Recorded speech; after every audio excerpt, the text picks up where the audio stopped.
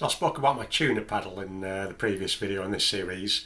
I've also got some other effects pedals that I bought at the same time, and I'm going to, before I get into any of them in any specific detail, I'm going to quickly explain in a way that hopefully makes sense why I've decided to buy them. Now, you might have seen previously on some other videos I've used this device here that's sat on my desk. This, you can see a little bit more better detail. This is what we call a multi-effects unit. So what this does is I can plug my guitar into it, and then I can plug an amplifier into the other end of it, and it enables me to sort of emulate or copy to some degree various different amplifier sounds. If I want to do, say for example, the videos I've done on the Blackstar Amp that I've got recently, I can have those clean sounds, those overdriven sounds, and the flat out distortion sounds. So I can create all those in here. I can create the reverb effect that you saw in my Blackstar video, and I can also create other effects such as chorus, delay. There's all kinds on this. I've got compressors, equalizers, pitch shifter. I've got wah-wah that I've talked about in a previous video. I'll link to anything that I've talked about previously, so I don't have to talk about it twice. The wah-wah on this doubles as a volume pedal. I can also use it as a pitch shifting pedal as well. So this is a really versatile unit, and it wasn't expensive. I've had this for a few years now, and it was under 200 quid. I don't remember exactly, but it was under 200 quid. And for that much features and functions, it was really good value for money. So that's what I've been previously used to using up until now. So why have I gone out and bought some extra stuff when I've already got this? The main reason is the amplifier. I wanted stuff that's going to work well with the amplifier.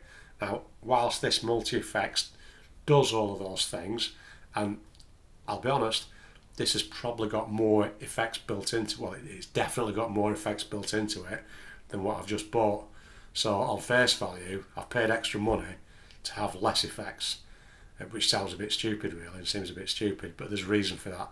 And also, this has a tuner built in as well, so you know, I've bought another tuner when I've got one already built in this.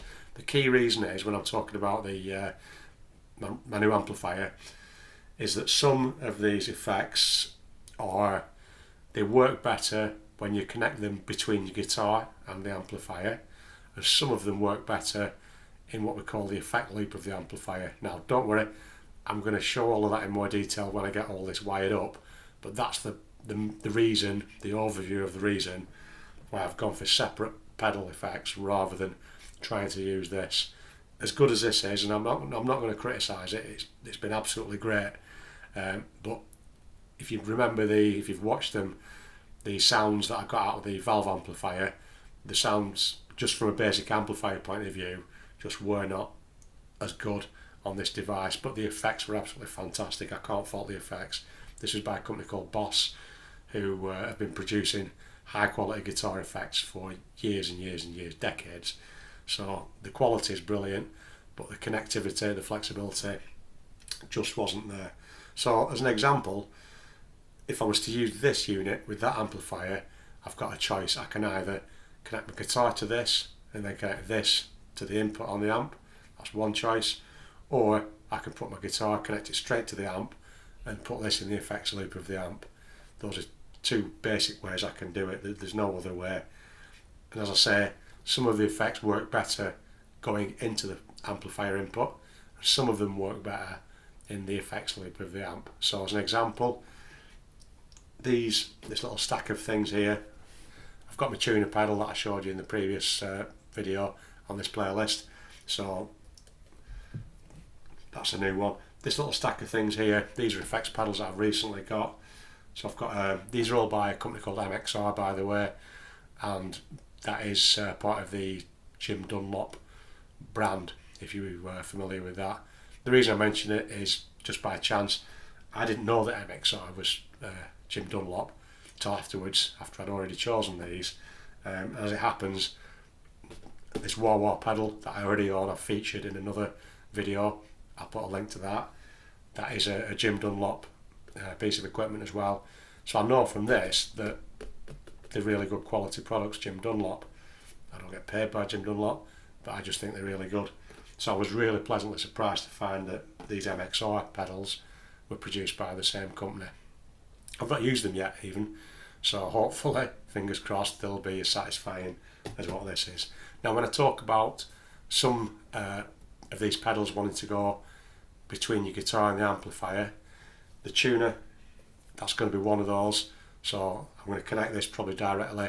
That's the first thing I'll probably plug into is my tuner before anything else. So that's going to go on this side, let's say. This wah-wah pedal that I already own, this isn't brand new, that's going to go on between the guitar and the amplifier, so that'll probably go after the tuner. And then I get onto my new pedals. I've got this, it's called a micro amp. What it actually is a level boosting pedal. It doesn't change your sound, or it shouldn't change your sound. All it does when you press that pedal down is make whatever sound you've got on your amplifier a little bit louder.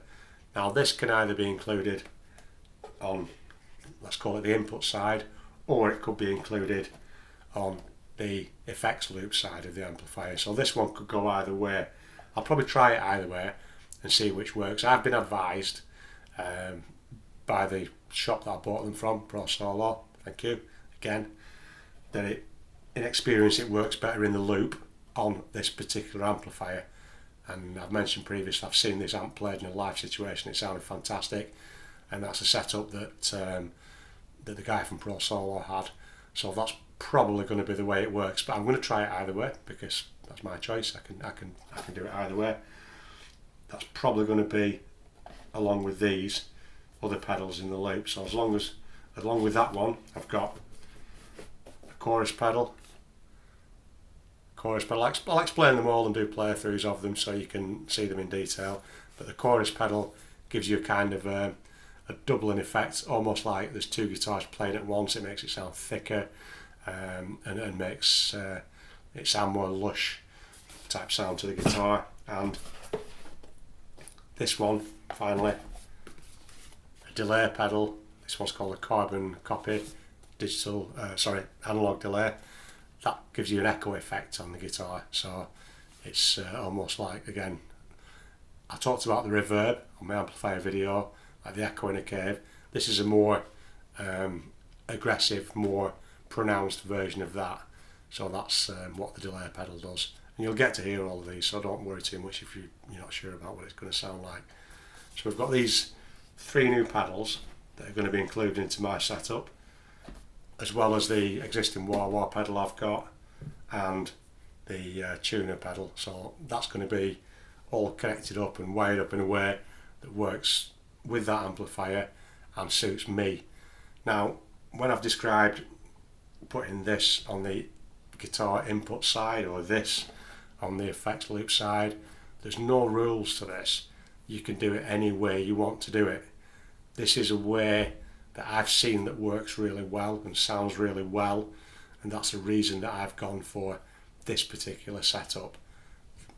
If you find it works differently for you, then by all means set it up the way that you want to set it up. And just for fun, I probably will spend a little bit of time. I'll try them in different ways, in ways that I didn't originally intend, just to see what it sounds like, because if you don't try it, you don't know. So that's the key reason why I've decided to go for getting some individual effects units that I can be a little bit more detailed and have some more flexible routing options into the amplifier, rather than just having to be able to make the decision of putting it into the input of the amp or in the effects loop of the amp. So that's the reasoning behind it, and I'll have a look at these in a little bit more detail.